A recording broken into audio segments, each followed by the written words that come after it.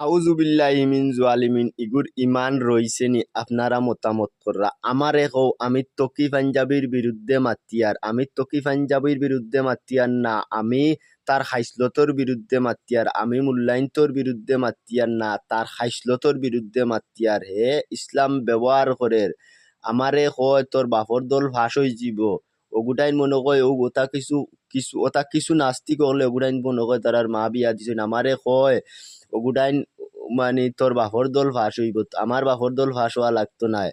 মানে আমার বাপর দল ফাঁস হওয়া লাগতো না অন্তত পক্ষে ইসলামর পক্ষে কাজ করো ওগুর ইমান রইছে নি তুমি তাই দেখো শুধু রাজনীতি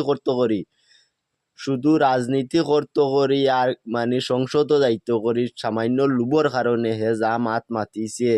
তার কারণে তার ইমান রইছে নি আপনারা সবে মতামত করুকা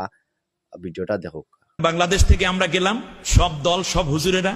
সব মুরিদেরা, সব পীরেরা। যাওয়ার পরে রাসূল সাল্লাল্লাহু আলাইহি ওয়াসাল্লামকে বললাম যে রসুল, আমাদের বাংলাদেশে তো একটা নির্বাচন হইতেছে সামনে, এখন আমরা কোন দলে ভোট দিলে ভালো হবে? তখন রাসূল সাল্লাল্লাহু আলাইহি ওয়াসাল্লাম বললেন, ফাত্তাবিউ সিওয়াদাল আযম। এই চরমনাই, ওই সরসিনা, ও মোকামিয়ার পিসাব, তোমরা তো সবাই আসছো, ধন্যবাদ, খেজুর টেজুর খাও, আমার এখানে গাওয়া টাওয়া খাইয়ে টাইয়ে যাও, থাকো মেহমানদারি। নবী সাল্লাল্লাহু আলাইহি ওয়াসাল্লাম বলে দিলেন, যেই দলটি ইসলামী হুকুমত কায়েমে এগিয়ে আছে তোমরা সবাই সেই দলকে বিজয় দিবে, আর যদি এটা না করো